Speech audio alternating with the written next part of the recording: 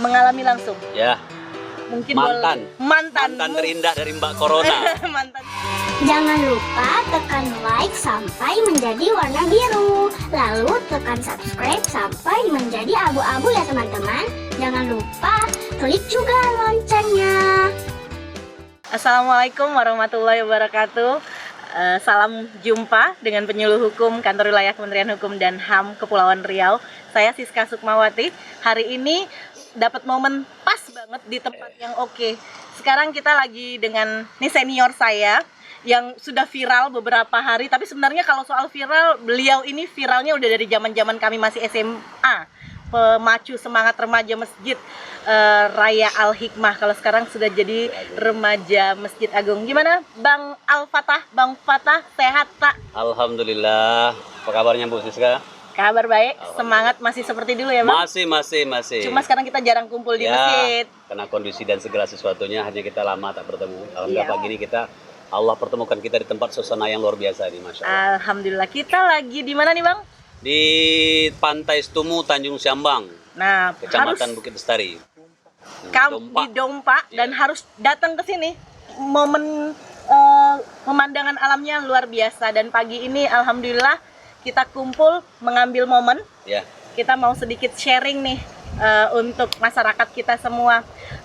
Kondisi kita hari ini alhamdulillah Tanjung Pinang sudah hijau. Alhamdulillah. Dan saksi betapa pandemi ini sangat harus menjadi perhatian kita bersama. Kita ada Kak Fatah yang mengalami langsung. Ya, Mungkin mantan terindah dari Mbak Corona.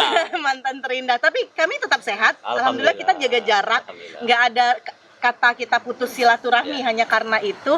Mudah-mudahan kesempatan kali ini, walaupun beliau sudah banyak sharing kemana-mana, saya mau ambil kesempatan ini untuk beliau sharing kembali pengalamannya jadi mantannya Mbak Corona itu gimana sih Bang? Kalau bicara pengalaman tuh sangat banyak sekali yang saya dapatkan dari pengalaman perjalanan saya menghadapi pandemi selama lebih kurang 24 hari. 24 saya hari. Di ruang isolasi lantai 6 Rumah Sakit Ahmad Tabib Tanjung Pinang, Kepulauan Riau. Itu banyak memberikan semacam pelajaran yang sangat berharga. Betapa pentingnya kita menjaga kesehatan, betapa pentingnya kita mengikuti arahan-arahan, betapa pentingnya kita mengikuti prosedur yang diarahkan oleh pada pemerintah kita, para ulil amri kita. Untuk itu saya berharap kepada masyarakat ikuti, patuhi apa yang disampaikan oleh pemimpin kita, karena juga demi kita, tidak demi siapa-siapa. Ya. Gitu, Mbak. Jadi beliau ini 24 hari mengikuti semua aturan yang diberikan oleh tenaga medis. Betul sekali. Menikmati? Insya Allah. Menikmati. Jadi Karena salah satu kunci kita untuk menyembuhkan kita atau menaikkan imunitas tubuh kita adalah dengan cara kita memang lebih santai, lebih rileks dan fresh, tidak stres. Jadi ini untuk semua masyarakat di seluruh Indonesia yang baru terdetek sakit, jangan khawatir, punya kesempatan sembuh asal kita mensyukuri dan menikmati. Ikuti semua prosesnya, Ya, gitu ya. betul sekali. Jadi kalau kita cerita tentang pandemi yang sampai hari ini kita sedang dalam persiapan tatanan kehidupan baru.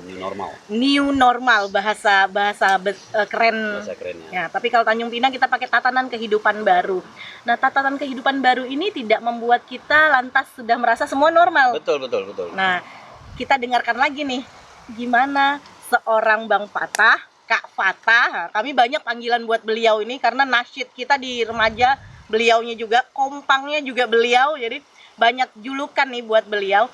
Gimana tips Abang untuk new normal ini? Masih bermasker beliau, saya juga nih. Pertama, saya ingin sampaikan bahwa saya dengan beliau ini cukup lama. Beliau dari SMP sampai beliau kuliah masih berkomunikasi, karena kami dalam satu organisasi, yaitu namanya Remaja Masjid Raya Al-Hikmah waktu itu. Dan beliau memang terkenal cerdas dari dulunya sampai sekarang, luar biasa. Dan pembangkang memang beliau ini. Dalam setiap aktivitas selalu membangkang nampaknya. Tapi nampak membuahkan hasil. Oke, kembali kepada topik kita. Bahwa saya ingin sampaikan bahwa dalam kondisi ini, walaupun kita sudah menuju ke tatanan kehidupan yang baru, dalam istilah new normal, fisik boleh berjauhan, tapi rasa kemanusiaan tidak boleh jauh. Itu penting. Artinya kita harus menjaga kehati-hatian kita terhadap masalah ini. Karena kita lihat alhamdulillah di Tanjung Pinang khususnya kondisi kita sudah sangat membaik, dan sampai hari ini alhamdulillah beberapa tempat umum sudah dibuka seperti sekarang contohnya, walaupun kita tetap mengikuti arahan. Jadi pesan saya kepada kita semua, kepada masyarakat khususnya Kepulauan Riau, untuk tetap menjaga kondisi kita sampai benar-benar kita dinyatakan normal secara keseluruhan. Ya, dimanapun kita berada, di tempat ibadah kah, di mall kah, di manakah segala macam, di kantor kah, tetap kita menjaga itu agar benar-benar kita artinya benar-benar kita bisa menyelesaikan persoalan dengan cepat, karena tanpa kita mengikuti arahan itu maka saya yakin sekali kita susah untuk menyelesaikan persoalan ini. Nah, jadi kalau bicara tadi apa yang disampaikan oleh Bang Fatah kita yang sudah mantannya Mbak Corona itu, ternyata kita tetap harus menjalani hidup seperti saat pandemi itu masih gitu. Jadi harus tetap bermasker, harus tetap menganjurkan cuci tangan, Betul. harus menjaga jarak. Kemudian kita juga harus perhatikan hal-hal yang memang menjadi kalau ke kantor kita tetap harus bawa tisu basah, bawa hand sanitizer, kemudian kita juga harus bawa bekal-bekal dan asupan vitamin tetap dijaga. Betul sekali, vitamin C itu penting. Makanan kita juga harus tetap dijaga, dan salah satu hal yang menjadi titik berat kalau bicara tentang new normal, ini kan syaratnya itu salah satunya adalah partisipasi masyarakat. Jadi selain angkanya sudah turun, kemudian mempersiapkan segala fasilitas pendukung, kemudian sarana prasarananya juga harus sudah siap, terkait dengan kita sebagai daerah perbatasan ini, itu juga harus menjaga bagaimana supaya perbatasan tidak jadi pintu masuk kembali. Nah, itu disiapkan semua, dan salah satu syarat yang terpenting untuk new normal ini adalah partisipasi masyarakat. Dan Kota Tanjung Pinang sudah punya Parwako tentang kehidupan tatanan baru atau new normal. Harapan kami tentunya penyuluh di seluruh Indonesia, masyarakat ikut berpartisipasi untuk bisa membuat kita benar-benar bebas dan terlepas dari pandemi. Jadi harapannya sama-sama menjadi contoh. Kalau kita sudah punya contohnya Bang Fatah, saya mudah-mudahan bisa menjadi contoh juga. Mari kita menjadi contoh untuk lingkungan terdekat kita agar pandemi ini bisa benar-benar berakhir. Insyaallah, amin. Ngobrol kita nih tidak hanya seputar pandemi. Kami mau menambahkan sedikit nih Bang Fatah. Nah, Bang Fatah ini termasuk juga tokoh-tokoh yang ikut sama-sama zaman dulu. Kami termasuk dalam remaja yang punya aktivitas setiap minggu. Saya masih ingat lagi lagu-lagu zaman dulu yang mungkin sekarang hits kembali. Tapi ya pas denger, wah ini lagunya beliau nih yang ngajarin dulu gitu ya. Jadi sekarang ini Kak, kita masih dalam rangka juga memperingati Hari Anti Narkotika Internasional. Tepatnya kemarin. Nah, kalau kita bicara hari Jumat, kalau kita mau bicara tentang narkotika, ini juga masalah yang sangat serius. Dan masa pandemi ini angkanya juga kayaknya masih tetap ada yang jalan. Sama dengan kondisi hari ini, orang yang merokok juga belum berhenti. Kita ambil contoh nih, saya bilang gini waktu Lebaran Bang Fatah, no mudik, no cry, no smoking. Jadi Lebaran itu meskipun tidak mudik nih, banyak pimpinan-pimpinan di kantor nggak bisa mudik, kita semua nggak bisa mudik karena kondisinya begini. Jadi no mudik, no cry, no smoking. Tapi smokingnya masih gitu ya. Nah, smoking adalah langkah awal dari narkoba. Nah, mungkin minta saran kakak lah, gimana nih narkoba nih dalam kondisi hari ini, mungkin tipsnya kayak apa supaya remaja-remaja kita stop deh dengan narkoba ini. Kalau bicara narkoba tentunya memang ini agak berat kita bicara ya, karena ini memang nggak seberat badan saya ya. Karena ini melibatkan banyak pihak, melibatkan banyak kepentingan yang bermain di dalam ini. Apakah mulai dari mafianya, karena memang namanya mafia ini tidak pernah peduli dia dengan apapun keadaan masyarakat, dengan apapun kondisi sosial masyarakat, tidak penting dia. Yang penting bagi dia bagaimana dia mendapat keuntungan sebanyak mungkin. Nah, kita sebagai masyarakat tentunya harus berhati-hati, apalagi kita tahu daerah kita harus bertransit, daerah pintu masuk. Karena kita lihat juga banyak kejadian-kejadian. Alhamdulillah hari ini sudah banyak juga yang ketangkap, walaupun masih bermasukan segala macamnya. Ini harus hati-hati. Dan pesan saya kepada teman-teman atau remaja-remaja, para pemuda, kiranya untuk banyaklah meningkatkan kegiatan-kegiatan sosial, kegiatan-kegiatan keagamaan tentunya. Untuk apa? Agar kita bisa terhindar dari hal-hal yang seperti ini. Karena sekali lagi saya katakan, sangat mudah bagi kita masyarakat, khususnya anak-anak kalangan remaja ini untuk mendapatkan itu. Kalau saya lihat lah perkembangannya itu. Nah, ini harus hati-hati kita.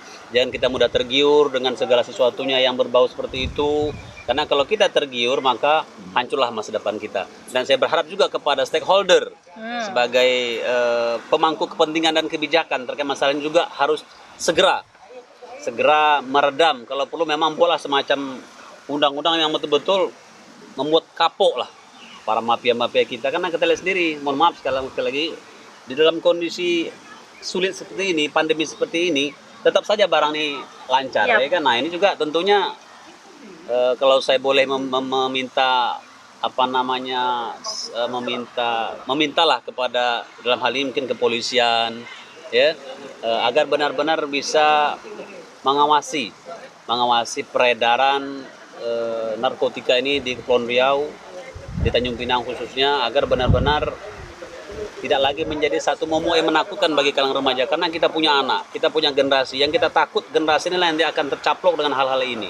Saya kira begitu, Mbak. Jadi sekali lagi kepada masyarakat pemuda, di tengah kondisi pandemi ini, marilah sama-sama kita menjaga agar kampung kita, Tanjung Pinang, Kepulauan Riau khususnya, dan bahkan Indonesia umumnya untuk lebih berhati-hati, untuk tidak menerima tawaran apapun dalam bentuk narkoba itu. Saya kira gitu, Mbak. Terima kasih. Jadi jelas narkoba ini nggak ada manfaat. Nggak ada manfaatnya. Tapi memang sulit ketika seperti tadi Bang Fatah sampaikan ke kita bahwa mafia segala macam masih ada.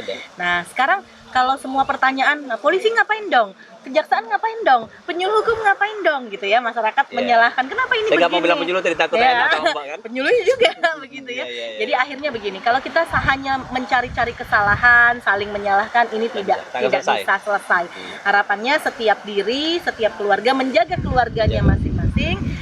Semoga keluarganya terlindungi. Jadi kalau setiap keluarga nih di sini lagi ada kegiatan Kampung KB, lagi ada kegiatan Kampung KB ini salah satunya juga narkobanya juga. Kami Kementerian Hukum dan HAM punya kelurahan sadar hukum. Kita juga menggiatkan untuk tidak ada angka narkobanya. Jadi harapannya kalau setiap keluarga sudah bisa jamin keluarganya aman, maka seluruh Indonesia akan aman. Tapi tentunya begini, tapi kan Bu Siska, tapi kan Bang Fatah banyak bilang gitu. Anak saya kan bergaul, terkena pergaulan yang begini begitu. Nah, ini mungkin sedikit tips yang mau penyuluh bagi ini, Bang. Jadi gini, anak kita punya bakatnya masing-masing. Betul. Saya mungkin punya bakat cuap-cuap, tapi belum tentu kan anak juga sama. Jangan paksakan anak menjadi diri kita. Nah, banyaknya orang tua yang pinter badminton mau anaknya jadi badminton juga, belum tentu. Nah, jadi kita lihatlah sebagai orang tua, kita lihat bakat anak kita itu apa, kemudian salurkanlah sesuai dengan minat dan bakatnya. Jadi kalau dia udah sangat mencintai dan sibuk dengan kesukaannya, dia nggak sempat kenal dengan narkoba. Dan ini menjadi bukti saya, Kak Fatah, dan kami semua di remaja masjid dari dulu sampai hari ini masih kumpul, walaupun kadang-kadang sekarang kumpulnya cuma di WhatsApp doang gitu ya. Kami sama-sama punya minat dan bakat, kumpul belajar mengaji, kumpul ceramah-ceramahan, berkisah tentang kisah-kisah Nabi waktu itu, yang sampai hari ini ya kita punya peran masing-masing sesuai dengan minat bakat kita. Jadi nggak sempat kenal dengan yang lainnya, karena kami sudah ditunggu momen ini, ditunggu momen itu, ditunggu momen ini, dan itu menjadi pelajaran berharga buat kami hari ini. Dan alhamdulillah hari ini bisa sedikit mewarnai, mudah-mudahan pembelajaran itu terus bisa kami teruskan sampai akhir hayat kita ya Bang ya. Nah, jadi orang tua, adik-adik remaja juga harapannya tentukan minat bakatnya apa, terus lanjutkan itu. Yang senang itu kalau hobi jadi rezeki ya Bang. Iya, betul. Hobi jadi rezeki. Jadi sibukkan diri kita dengan aktivitas yang positif, agar hal-hal itu hilang. Kami dulu sibuk dengan kompang. Sangat sibuk. Jadi rezeki loh kalau udah panggilan kompang kemana, walaupun dibagi-bagi gitu ya. Wali kota, dipanggil gubernur, main kompang, sama Bang Erwandi tentunya. Bang Erwandi, terus kita punya Bang Opit juga di Natuna sekarang. Nah, remaja masjid itu udah di mana-mana ya. Nggak harus di remaja masjid belajarnya, nggak harus ke sana. Sesuai dengan minat bakat, tapi pilihlah kegiatan aktivitas yang positif supaya bisa menumbuhkan semangat dan mengisi hari-hari kita dari kegiatan-kegiatan yang negatif, salah satunya narkoba. Ya, alhamdulillah ini kisah kita. Kita masih ada acara selanjutnya nih. Bang Fatah juga ada aktivitas berikutnya, saya juga ada aktivitas berikutnya. Tapi terima kasih nih Bang untuk bagi-baginya pagi ini. Mungkin sebelum menutup ada tips terakhir. Pertama terima kasih saya kepada Bu Siska, Mbak Siska, Adik Siska atas kesempatan dan waktu kepada saya untuk berbicara pengalaman dan tip-tip untuk menghadapi kehidupan di masa pandemi ini. Satu pesan saya kepada kita semua, fisik harus tetap berjarak, tapi rasa kemanusiaan tidak boleh terputus. Saya kira itu pentingnya. Itu dari mantan coronanya. Saya mudah-mudahan kita nggak kena, yang lain nggak kena lagi. Amin, ya Bang. Semua amin. Ada satu yang saya pelajari masih dalam minggu ini dari seorang pakar namanya Pak Bambang. Ternyata pandemi ini, di masa pandemi itu yang dibutuhkan adalah kreativitas, karena selama pandemi pengalaman itu berakhir. Yang dulu kita berpengalaman di masa pandemi kita nggak bisa lakukan seperti itu, termasuk penyuluh yang biasanya nyuluh langsung, hari ini nggak bisa nyuluh langsung. Berarti kita harus kreatif mencari metode baru untuk berbagi hal-hal baik. Mudah-mudahan kita semua bisa memancing kreativitas kita dan tetap menjalani hidup kita dengan tatanan kehidupan baru atau new normal. Bang, kalau biasanya Bang Fatah nutup dengan doa. Kita sama-sama berdoa saja lah ya Bang ya. Mudah-mudahan terus mendoakan Indonesia jadi jauh lebih baik dan perekonomian bisa kembali membaik. Terima kasih ya Bang untuk waktunya. Tetap sehat, salam keluarga. Semoga kita semua selalu dilindungi. Cerdas hukum.